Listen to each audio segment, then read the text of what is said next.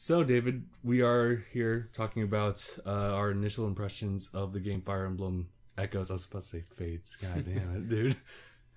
Yeah, We'll just go down the alphabet at this point. Or up. That's what's going to happen. Wow, what a start. But yeah. So as, if you're watching this video, you probably already know that Echoes, or Shadows of Valencia, came out a few days ago. I don't know, it depends when you're watching this video. But it recently came out. So that's why we're going to cash in on that and try to get as many clicks as possible. So here we are talking about it. Without doing a full-fledged, Let's Play, because good God. I like it, but I like playing the game, but just the way we have the setup, it's not going to work. Yeah. It's like in unboxing, except, instead of unboxing the game, we mentally unbox the game as we play through, the first couple chapters. We're like, whoa, this is a game. Anyway, I don't know where I was going with it. This is the part where I'll have to say, I've been playing the game so far. I've been the first part of, Alm's portion, and that's just chapter 1, I think. Or act 1, as they call it. Now, just, starting off with, Celica. And that's pretty much as far as I am in the game. So I kind of have a pretty good grasp on, the game mechanics, but not, fully into the story where I can, really reveal anything.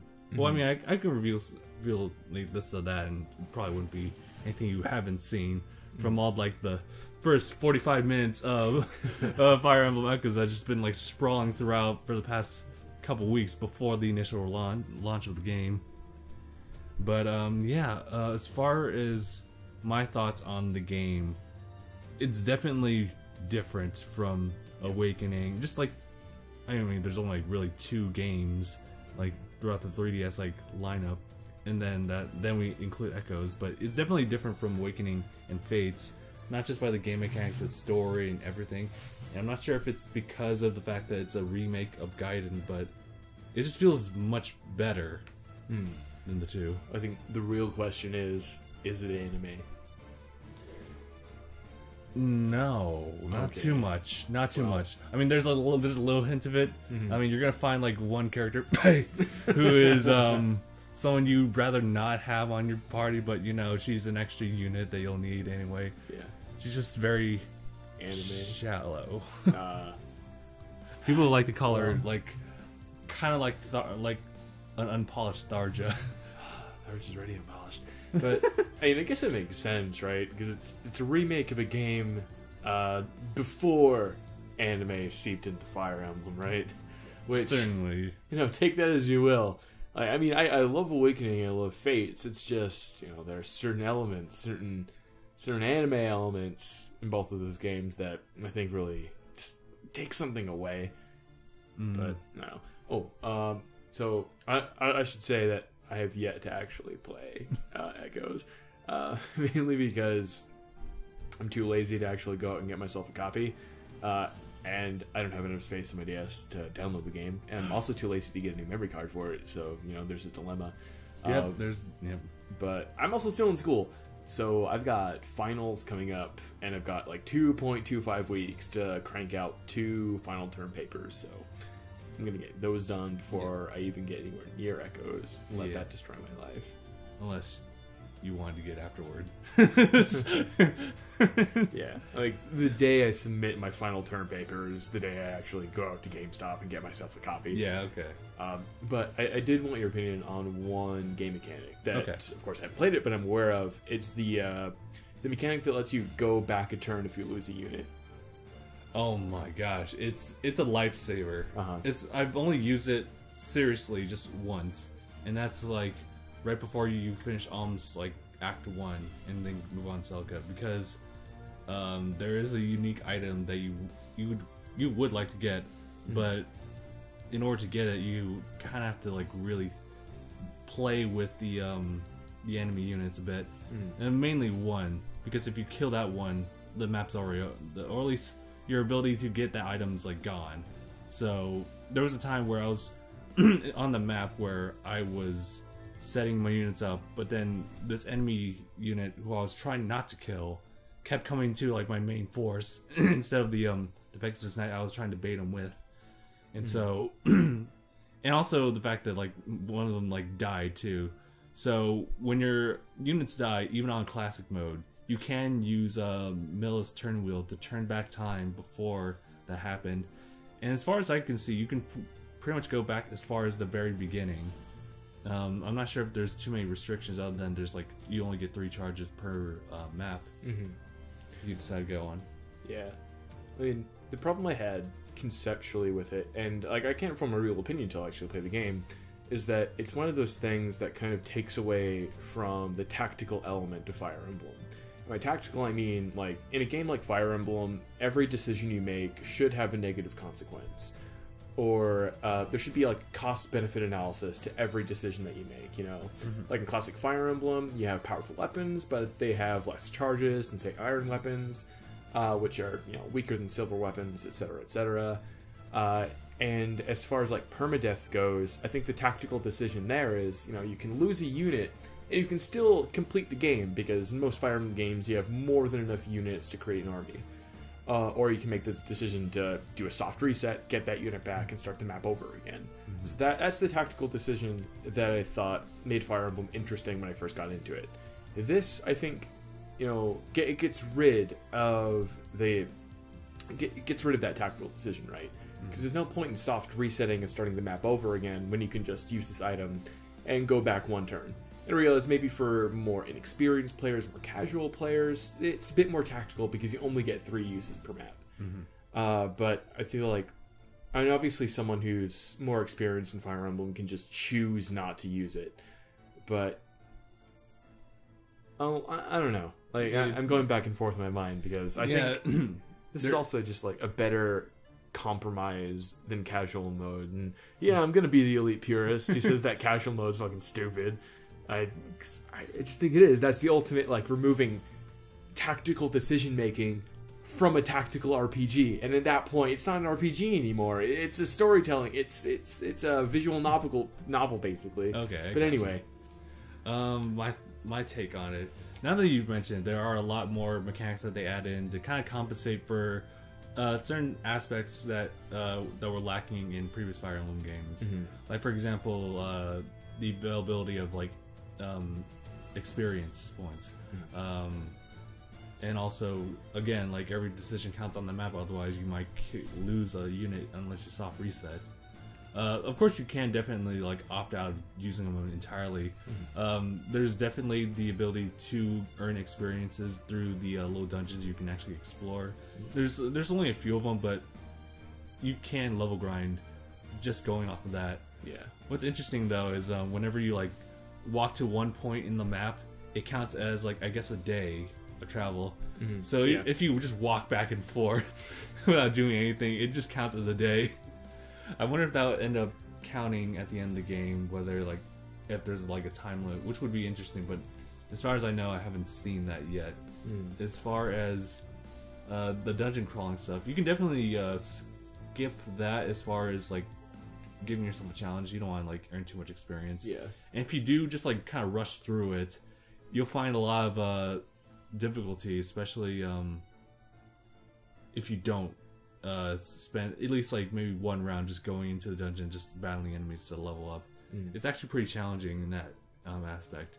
Also, something that they taken out was like the weapons triangle. And so, yeah, this doesn't make any sense to me. Like, I realized that the weapons triangle wasn't there in Gaiden. I believe it was introduced in Thracia 776. But like, you don't have to make it that much of a word-for-word remake. You know, there's some things that you've introduced in later games that actually increase the tactical depth of games, and the weapons triangle is one of those things. I don't know why. Why? I mean, I don't know. Did they have a weapons charge in the game where you're only limited to say like 25 uses of like a sword or something like that? Yeah. They also have that. Okay, so in this game they took that out. Of course, they left that out. I think it was just to like, again, same with Fates, is to like further customize your character, and they have like different weapons you can equip to the character. It's kind of weird in the fact that each character, as far as I've known so far, can carry 1 item, and that can be something like a healing item, like, oh, an orange, it heals like 10 HP, or you can actually carry a shield, which will give you like 3 points in like defense. Oh. Or like here's this magical weapon you can like equip to Alm, who will be able to use like it's pretty much the lightning sword, but they call it the lightning sword. Yeah, but it's the lightning sword. And it's cool that the more you use that weapon, the more skills you can actually unlock for that particular weapon. Yeah. So you can use it. And I think also what kind of balances out, I guess, the variety of skills and weapons you can use is the points that are required to use these skills, which kind of goes to HP. So, for example, with mages, black magic, you sacrifice a certain number of HP per use. So if you double up on an enemy, you end up using that magic twice. So if, say, thunder, which costs like 2 HP, you end up losing 4 at the end of it. So sometimes you have to be a little bit picky about how you decide to go about attacking an enemy, and also have a cleric there too. Alright, that's interesting.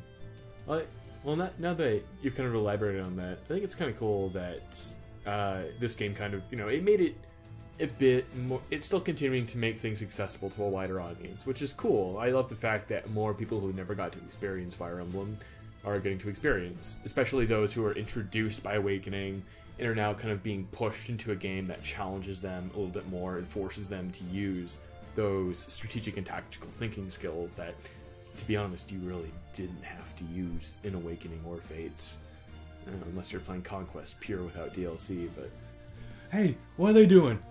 They're singing together. What are they doing? Guys, listen up. We're gonna do some pair-ups, all right? All right, they're never gonna see this coming. In Awakening's like, what are they doing? I can't understand this. Just pair up everyone in Awakening. Of course. It's the winning strategy. It's the win button. Yeah, I did like that about Fates, how they really built up on the pairing system to make it much more elaborate and much more part of like tactical decision making. Yeah. Whether they keep them together or separate and just adjacent to each other. Yeah. But because there's no pair up in this game, they have to compensate it with something else. Like the rescue system. That's just kind of always been there, and it's been a good enough compromise to the pair up system. And it's more of a tactical decision than pairing up. There is an interesting skill that your healing unit will eventually learn. Well, that's also an interesting thing, is that as they level up, they earn like skills. So one of them is warp. So when your healing unit is next to an ally, you can take that unit and move them like a certain number of spaces like around them, and that's determined by like their attack divided by 2. Yeah. So that's a cool one. All right. So it allows you to like place like I guess like a tankier unit like forward when they can't really, or if they can't really move as far as they could. Yeah. Yeah. So that's an interesting thing too. Yeah. Oh, I was gonna say that after you talked about the like weapon durability and how they kind of took it. Well, you have infinite charges, but you only have a limited amount of items, and there's more customability, which is cool and way better than how Fates used infinite charge weapons. Like, why would you ever use a silver sword? Smith. Yeah, where you have an iron weapon that you can just infinitely progress so long as you have Wi-Fi. Yeah, essentially. But yeah, these are like items that you do pick up around you. Also, like an entirely new thing that they added in. Well, at least that's like completely different from other Fire Emblem games. Is kind of like, I guess, the Phoenix, right? Like investigating, like. Yeah. You know what I mean, right? Yeah. So where you're going to like different like towns and whatnot, and you're just kind of looking around the area. Split up gangs. Reminds me a bit of like the village crawling in what's the game? I don't know why I want to say Dark Souls, because I'm not thinking Dark Souls. Not going. Oh, Castlevania. Castlevania? Yeah. Because you'd have like boards where the action part of the game happened, and you can go to villages where you can get information, get items. I mean, not necessarily in like a Phoenix, right, or Fire Emblem style, but I don't know. It reminds me of that. Yeah. And I'm not entirely sure like how I feel about that, whether like it was a very necessary thing for them to do, but I mean, it's nothing that hinders the game, especially when you have the option to like locate items that can help you like during your journey, whether they be healing or like a new weapon like the lightning sword. But it is something nice to have, where not only is that part of that aspect of the game, but it's also like communicating with like certain units who might be like in the village background, but they're hanging with you, but they have like additional conversations. I guess also while I'm on that topic, as far as talking to your units, as far as I know and what I've looked up, they've added the ranking system with relationships. There's no S ranks though. It goes only as high as A, and there's like very limited. How it should be. Limited conversations, and yeah, of course, no S ranks because a lot of it's all fixed. Like these are your canon like pairing at the end of the game. As far as I know, again, there is no benefit as far as actually like giving them like a rank B or rank C. It's kind of more about the characters, learning more about the characters, and that's it. So is it not like Reku no Ken supports or like any support before Awakening where you would just get stat bonuses that depend on affinity and ranks, like a C rank given like lightning affinity would give you +1 dodge, +1 speed, and then as the more you rank it up, it's like +2, +3. They definitely show an emphasis on when you're in combat before you actually enter combat. Any adjacent allies that are close, any allies that are close to you, they kind of show up like alongside you in a little tiny window to the, like right below like your main character's window. I'm not sure if that does anything. The game has not told me anything about it. Well, but as far as that, there doesn't seem to be much benefit to it. I imagine there is, because I mean, in every Fire Emblem game that had supports before Awakening, like those values were there, but they were hidden from the player. Which, you know, if that's the case here, I don't know why you would hide them from the player, because you know you had those values shown to you when you entered battle, Awakening, and Fates. But I mean, I hope it does. Maybe it's just an A rank. I have not been able to do that. Yeah, but I like that system much better than Fates and Awakening. Because I mean, well, A, from a character development perspective, having an infinite capacity to build supports within your army in Fates and Awakening kind of diluted the relationships that any given character has with another character. Well, that and it kind of forces, well, especially given the sheer amount of supports you had in Fates, especially, forced you to kind of spread your writing resources then. So you had many more support conversations that were just like, this is stupid, as opposed to support conversations that actually had any sort of depth and meaning to them. I found myself, with the limited amount of time I've been given so far, just playing it, they've definitely limited the number of supports for one unit each, and some, as far as I know, only get one, and that's it. And it kind of leaves me with this feeling that I kind of want to see more of it, but I think that's honestly better than just like overhauling everything. It's better to want more of something than to get sick and tired of something. Like, oh, I guess Corn's got another support conversation. Oh, is this Rinka? I don't want to do this. Use Rinka. Or to the point where it's just nothing but like ... C rank. How do you like your chicken? I like it with lemon pepper. I like it with salt. You're wrong and I'm right. C rank. Oh, your lemon pepper chicken's as good as the salt chicken. B rank. Wow. Maybe if we put our chicken cooking skills together, we can make better chicken. A rank. Let's fuck. S rank. The writing in Fates, it's too good. It's too good. Oni-chan. That was even the worst thing about it. Oh, especially in Revolution when you find out the person you're married to is actually your long distance cousin.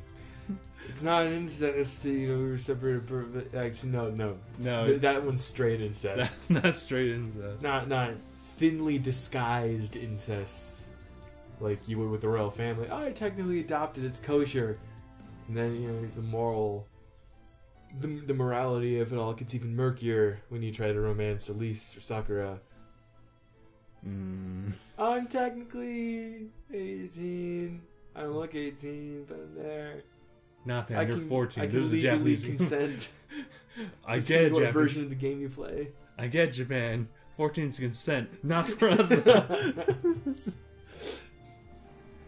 Oh, it's okay. I'm a 1,000-year-old dragon. I only look like I'm 12. But I'm really 1,000. You know, just in case any relevant investigatory agencies are watching. But Really 1,000. If you marry me, doesn't that make you the pedophile? No, because Robin's technically an adult. It gets really murky when it's with Nah. And it's like, okay, you're even younger than Noe and even look younger than Noe. Yeah. You know, I'm gonna get out of those murky waters. Don't need to traverse those anymore. Done with Awakening. Goodbye, Awakening. It's been fun. Oh yeah, going back to the whole support conversations, I think it's going to the villages. I mentioned that some of your units will pop up like with the other NPCs, just to bring up like random conversations with you, just to make your army feel more relevant rather than just like characters in the background. Right. Like Fire Emblem games. Right. Although there's definitely mandatory units that you'll recruit that'll have more of a prominent role throughout the story, whereas a few other characters that you have the option to join won't really say much of anything unless they're in supports or they get their spotlight and just have to say their lines here and there. Yeah. I do like the fact that some of your units will just like pop into villages and just kind of talk to you, because I guess that just kind of compensates for like the lack of, I guess, that plethora of support without like giving you too much. Now, does this game do mandatory characters the same way Awakening did? Where, with the exception of Robin and Chrom, they're useless. Like, I can't remember her name, Samurai Girl? Hana? No, in Awakening. Oh, I know what you're talking about. Yeah, I don't know. Sayuri. I never used her, because, like, she was outclassed by almost every other Myrmidon you could possibly get in the game. And then Tiki, who, Tiki's fine, it's just she doesn't have the same utility as Noe, because Tiki can't have kids. I don't know, she's infertile or whatever. That sucks. Unless she marries Robin, but you just have Noe marry Robin. And then you have 2 kids. Yeah. As far as I've been playing through the game, they only give you like a small number of units, like per side. So and Zelka probably have like the same number of units. Yeah. But you play separately, so you're kind of limited with that. So, for example, when you start on the game, you'll have you'll have Gray, you'll have Tobin, Cliff, and Faye. That's only 5 units.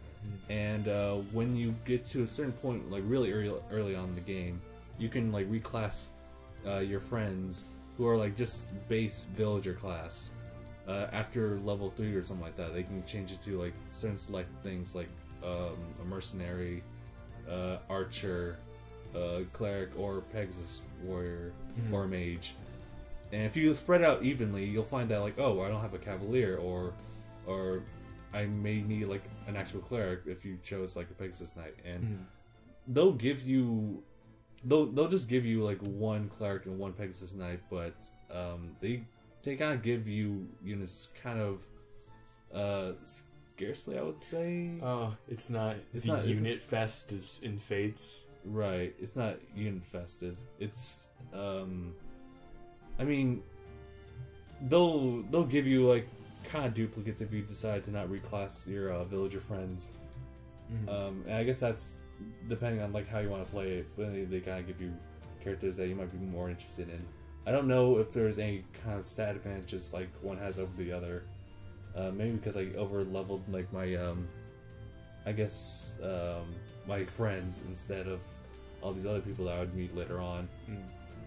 But I don't know what to say about that one actually, because I guess I haven't met all the characters you could recruit yet. So otherwise, I feel like I think I have like 1 of every unit so far. There's got to be more. There's got to be more. But as far as what I have, it's okay. I just know that like on Celica's route, you kind of have 1 too many mages, and you're just like, I need more variety. Yeah. What's sounding? I'm just drawing the connection between Sacred Stones and Gaiden/Echoes. Echoes. Yeah, the old brother and sister thing. One route's a bit easier than the other. And I guess you travel around a map and you grind. Yeah, essentially, it does it does have a lot of similarities. Now that I think about it, you do play them separately. At some point, though, I'm not sure about Sacred Stones because I haven't played too far into the game, but being able to like, I mean, both characters are on the map, and you can choose which one you decide to move with, and they'll never, as far as I know, they don't really run parallel with each other. They're kind of, I mean, they'll always end up at like a certain juncture, but otherwise they're kind of going their own paths. Like Alm's taking more of the like, oh, we're going to drive the enemies away, whereas Celica is more like, I want to investigate more as to why this is all happening. Yeah, it's kind of it in Sacred Stones as well, because Ephraim's path is, we're just gonna go and we're just gonna march straight up into Grotto and kick the king out. And Erica's route's more, we're gonna go ahead and find out what's going on by going to this kingdom, asking the queen there for help, see what's going on, and they meet up with Ephraim after Ephraim kills everybody. God damn it, Ephraim! What'd I do? You killed everyone! Yep. Although, in Ephraim's route, you don't really learn Joshua's true identity. Oh. But towards the end of the game, it's implied that the player understands his true identity, even though Ephraim never learns what it is. Oh, so it's that one. Oh, okay. Oh, yeah, I remember Joshua. Although I didn't really get too much out of him as far as, oh, this guy's a bad guy, or whatever. I mean, I still don't really know. I'm just kind of like at that little tower they can grind with.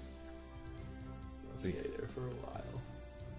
Until you reach the end game, and then you got the ruins, and bam, you just level up everybody to level 20 before you even get to the end of the ruins. Yes! And you're just like, what's the point? Now I think about, like, playing Rekino Ken, I cannot imagine not level grinding in the arena and beating the game. That's the only way to play Rekino Ken. You gotta, like, abuse that arena. Now you gotta go straight through. Don't touch the arenas. No. And then you go into the final boss underleveled, and the satisfaction you get from beating the game at that point is... Holy shit, though. Especially when you're doing it on Hector Hard mode. Hector Hard mode? No! It's such a satisfying feeling.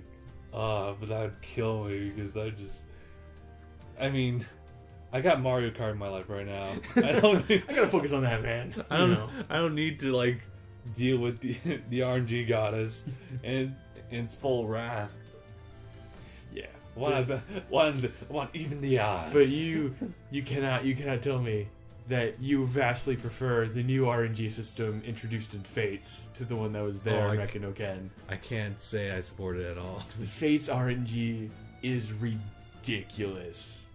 You'll see just a wee bit of that in Echoes. No, you'll miss a 92. No, why? No one likes the true miss RNG system. Enemies are gonna miss their 94, so don't worry about it. Why though? And for those of you who are in the dark about that, the RNG system that was in place before Fates was one where, when you look at your hit percentage, it's a number between 0 and 100. 100 guarantees a hit, 0 guarantees a miss. Anywhere in between, it's roll the dice. So an RNG rolls a number between 0 and 100. And if the number displayed on your hit is less than or equal to the number rolled by the RNG, then it's a hit. In pre-Fates RNGs, the number rolled 3 times, and your hit would be the average of those 3 numbers. Or, like, your real number would be the average of those 3 numbers. In Fates, they call it the true hit system, which is BS, because you miss more than you hit. And it's where your hit is dependent on a single roll of the RNG. Yeah, it seems that. At least they mask it based on like the animation. I do have to give them like props for the animation. I mean, like given like how it is nowadays, it can never really beat the 2D sprites, and they are aware of that. They never can, and they're totally aware of it, and they just totally compensate it with like new additional like animations. Like for example, something that makes it more fluids when your close range unit miss or dodges an attack, they'll immediately like follow through instead of like yeah. It feels much more fluid, and if you actually take notice of it, for either unit, whether the one's attacking one or one receiving it, they'll try to dodge at the last minute, but of course, like if they hit, they just get hit. which is a nice little touch because it just kind of shows that they're actually trying to avoid your attack. Not just taking it. Yeah, so for example, if Saber, for example, comes up and slashes the enemy's gonna like try to like move out of the way, but immediately just get hit. So something like that. So I like that. I just thought that funny about the sprites, where they're just being in their battle stance and they're just taking hits. Crom, not even moving. Tough as nails, but geez, try to dodge. Talking to you, Hector. You dodge once in your life. Anyway, but yeah, is there anything else we can talk about as far as echoes? Because this is pretty much this is the extent of what I can give as far as my experience playing the game right now. Yeah, I think we're good. That's our thoughts on Fire Emblem Echoes, and it was a chance for me to vent out my frustrations with Fire Emblem in general. So it was very therapeutic. Doing a full Let's Play. Yes, because we can't get enough of those. No, especially on the 3DS. Yeah. But speaking of Let's Plays, why don't you have a little discussion, comments, maybe outside of Fire Emblem? What kind of games you want to see us play? Other than like games that just came out, because Hollow Realization. Let's go! No, don't you worry. We're gonna play every Sword Art Online game that has ever come out. Yes, including mobile games. No, dude. It's gonna happen. I promise you. It's coming in 2020. Oh no. Well, at least by 2020, it'll be here. No. It's happening. Oh Can't go back now. Yeah. That was the real intent behind this video. It was that reveal. This is the reveal at the end. Everyone just skipped all the way to like 30-something minutes. Yep. He's talking bullshit. David's bullshit opinions of Fire Emblem. I don't care about RNGs. What you guys play next? Hollow Fragments? Ooh. It's Hollow Fragments and Hollow Realization. And there's another Sword Art Online game coming out. The crossover? Yep. So, oh no. Look forward to that when that comes out. Alright, well, we got the future ahead of us, people. That's all I can say. Do we? Is there any future with Sword Art Online? There isn't, unless they make more games that we decide to cover again. Which we will. It's happening. No. Count on it. It's a pinky promise between us and you guys. There, it's done. The pact is sealed in blood. Oh god. We'll end it here. So I mean, yeah. As far as I've played it, I definitely recommend this game. Yeah, I look forward to actually playing it once my finals are done. I'm trying to see if I would recommend it as like the first game someone would play. I probably wouldn't. I would still say Reckon no Ken as your first one, mainly because that's the first full game of Fire Emblem that I played. Yeah, and it definitely kind of set the bar as far as how the game would otherwise be played with the triangle system and supports and just the difficulty in general. It's definitely the one that holds your hand the most when you first start out playing it. Yeah, for sure. Although I do appreciate the new tutorial aspect where you really could just skip it. Yeah. Yes, I know how to play Fire Emblem. Thank you. I don't need you teaching me how to move my unit and use it vulnerably. Lynn. Or make each game mechanic is kind of distinguished enough where they change it up a bit. So you'll have to look it up oh wait, I guess bows count as axes. Okay, Fates. Yeah, the weapon system in Fates was weird. I mean, I guess it's kind of cool that they gave hidden weapons and bows their own affinities, but it was just so non-intuitive. Yeah. Triangles are perfect for a reason. Pythagoras proved that. Look it up. And everything revolves around triangles. Now they're like, none of this works, so let's just throw it out. Yeah, no weapons triangle. You know how the army positions things on a map? Triangulation. Thanks, Cartesian geometry. Unironically. Anyway, I think we're past. Okay. Yeah, we're ending here. So, thank you guys so much for watching. We'll see you guys in the next one. #bye. #bye.